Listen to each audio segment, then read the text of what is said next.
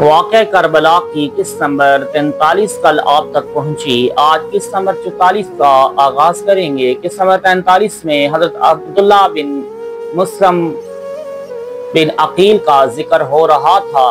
یہ اہل بیت میں سے واقعہ کربلا کے میدان میں پہلے شاہ سوار تھے جنہوں نے جنگ کرنا شروع کی۔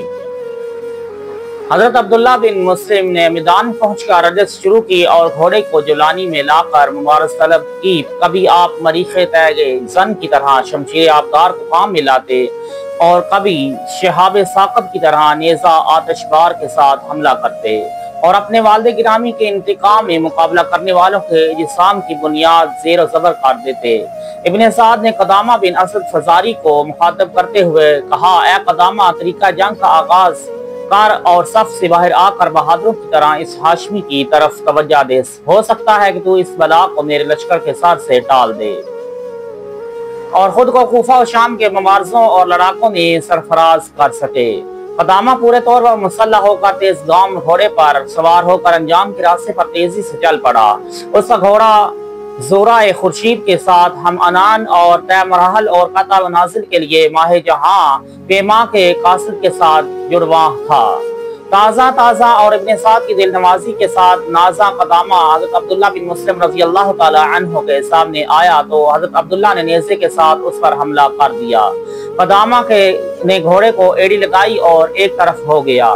حضرت عبداللہ ہر چاند اس کے پیچھے گھوڑا دوڑاتے مگر اس تک پہنچ نہ پاتے۔ حضرت عبداللہ بار بار اس پر حملہ آور ہوتے اور وہ بار بار سامنے سے ہٹ جاتا۔ حضرت عبداللہ کے گھوڑے نے اس روز پانی نہیں پیا تھا بلکہ گھاس اور جو تک بھی نہیں دیکھ سکا۔ حضرت عبداللہ جب قدامہ تک پہنچنے سے تنگ آ گئے تو آپ نے نیزہ پھینک دیا اور تلوار کھینچ کر میدان کے ایک گوشہ میں رک گئے۔ قدامہ نے جب دیکھا کہ حضرت عبداللہ کے ہاتھ میں نیزہ نہیں ہے تو اس نے خوش ہو کر گھوڑے کو چھیڑا اور حضرت عبداللہ کے پاس آ کر انہیں نیزہ مارا۔ حضرت عبداللہ اپنی طرف نیزہ آتے دیکھ کر گھوڑے پر جھک گئے اور قدامہ کا وار خالی دے دیا۔ پھر آپ گھوڑے کی زین پر سیدھے ہو گئے اور قدامہ نے گھوڑا موڑ کر چاہا کہ آپ پر دوبارہ حملہ کرے کہ حضرت عبداللہ نے اس کے چہرے پر تلوار ماری جس نے اس شوم کا ایک قلعہ چیر کر رکھ دیا۔ پھر آپ نے ہاتھ بڑھا کر اس کو کمر بند سے پکڑ کر زور لگایا تو اسے گھوڑے سے نیچے گرا دیا۔ ساتھ ہی آپ نے اپنا گھوڑا غلام کو دے کر اس کے گھوڑے پر سوار ہو گئے اور زمین سے اپنا نیزہ اٹھا لیا۔ بعد ازاں آپ نے مبارز طلب کرتے ہوئے رجس پڑھی جس کے کچھ حصہ کا مفہوم یہاں بیان کرنا مناسب نہیں، وہ فارسی میں ہے تو اس لیے آگے چلتے ہیں۔ حضرت عبداللہ کی بہادرانہ جنگ۔ روایت آئی ہے کہ سلامہ بن قدامہ نے جب حضرت عبداللہ بن مسلم کی شجاعت کا مشاہدہ کیا تو ابن سعد سے کہا، اے سپہ سالار، میں نے بہت سی جنگوں میں حصہ لیا ہے اور بے شمار بہادروں اور لڑاکوں کو داد شجاعت دیتے دیکھا ہے مگر میری آنکھ نے اس ہاشمی جوان جیسا بہادر کسی کو نہیں دیکھا۔ جب دشمنوں کی فوج نے حضرت عبداللہ کے حرب و ضرب کا مشاہدہ کیا تو ان سے لرزاں و ہراساں ہو گئے۔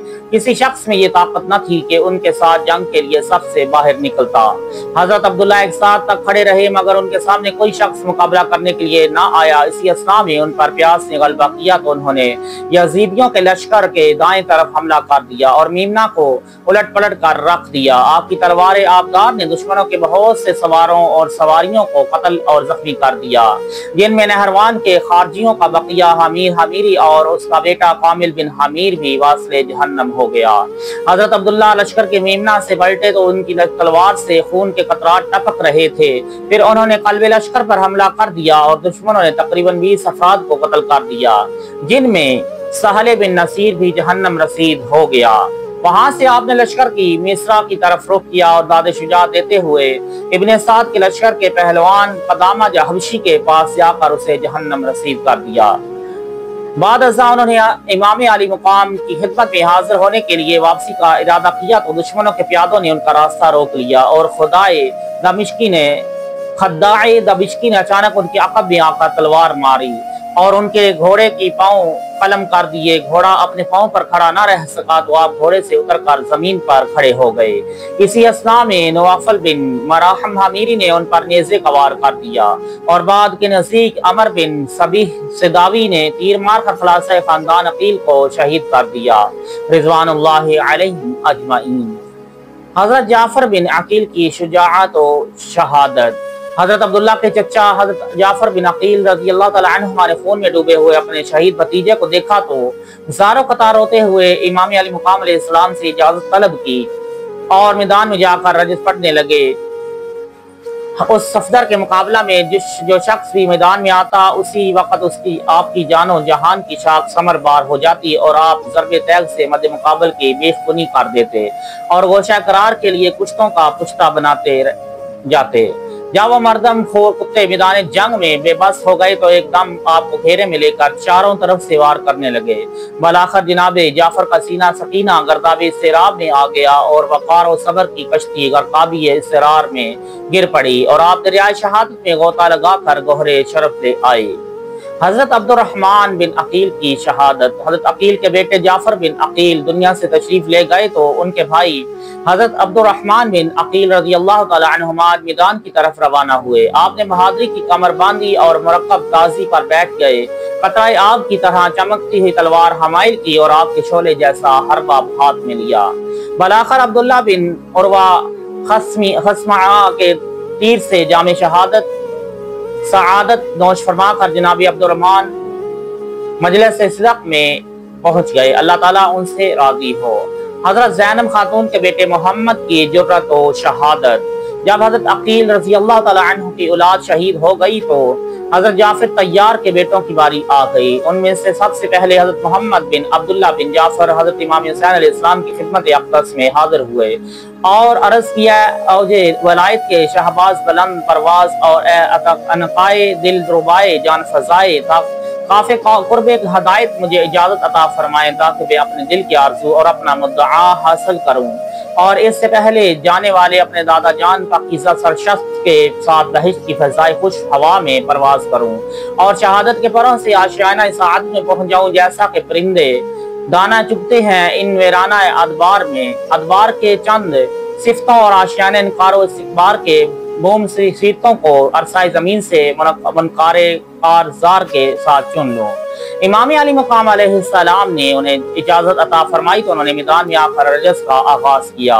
نور الائمہ میں روایت آئی ہے کہ ان کی رجز کا ترجمہ یہ ہے اے اہل کوفہ اور نہ اہلیان شام۔ جناب محمد بن عبداللہ نے جنگ کرتے ہوئے بہادروں کے مغز سے میدان کو چکنا کر دیا اور بلاخر آشنائے اقدس کی طرف پرواز کر گئے اور ان کی مقدس رکا طائر بہشت کے 7 پروں والے پرندوں کے آشیانہ میں آرام پذیر ہوا۔ امام علی مقام علیہ السلام کی عالی قدر ہمشیرہ سیدہ زینب خاتون سلام اللہ علیہ اپنے فرزند دلبند کے فراق میں رونے لگی تو امام علی مقام نے انہیں تسلی دے کر خاموش کروا دیا۔ حضرت زینب کے بیٹے حضرت عون کی شہادت۔ جناب محمد بن عبداللہ کے بھائی جناب عون بن عبداللہ رضی اللہ تعالی عنہ نے اپنے بھائی کو شہید ہوتے دیکھا تو بے اختیار خود کو قاتلوں کے درمیان لے گئے اور جب اپنے بھائی کی قاتل کو دیکھا تو اس کے سر پر ایسی ضرب لگائی کہ ایک ہی ضرب میں اس کا کام تمام کر دیا۔ بعد ازاں آپ حضرت امام علی مقام کی بارگاہ عالی میں حاضر ہوئے اور معذرت پیش کرتے ہوئے عرض کی لائق احترام مامو جان میں اپنے بھائی کے فراق میں بے خود ہو گیا تھا اس لیے آپ سے اجازت حاصل نہ کر سکا، اب کرم فرما کر مجھے اجازت مرحمت فرمائے۔ امام علی مقام علیہ السلام نے انہیں اپنے پاس بلا کر آغوش میں لے لیا اور پھر انہیں اجازت دے کر رخصت فرما دیا۔ حضرت عون علیہ السلام نے میدان میں آ کر رجز خوانی کی اور جناب عون نے اپنے برادر کے غصہ میں مقابلے کی دعوت اور فولادی تلوار سے دشمنوں کی زندگی کا درخت چیر ڈالا۔ بلاخر آرتن زندگی سے قدم اٹھایا اور بالاحیاء عند ربہم کی منزل میں جا کر جام شہادت نوش فرما لیا رضی اللہ تعالی عنہ ورضوا عنہ۔ اس کے بعد حضرت عبداللہ بن امام حسن کا طلب اجازت کرنا۔ امام مظلوم سیدنا امام علی مقام کے مقدس فانیوں کی شہادت کے بعد آپ کے غم زدہ بھتیجوں کی باری آ گئی۔ سب سے پہلے حضرت عبداللہ بن امام حسن آپ اپنے بزرگ چچا کے خدمت میں حاضر ہوئے۔ حضرت عبداللہ نہایت خوبصورت جوان تھے جیسے کہ چاند کا ٹکڑا اور سرور آراستہ۔ آپ نے امام علی مقام کی خدمت میں عرض کی کہ اے خلائص خاندان رسالت و امامت اور اے پسندیدہ دودھ مانے ولایت و کرامت مجھے اجازت عطا فرمائے کیونکہ مجھ میں اپنے قریبوں کی جدائی برداشت کرنے کی طاقت نہیں اور نہ ہی ان کے ہجر کا بوجھ اٹھا سکتا ہوں۔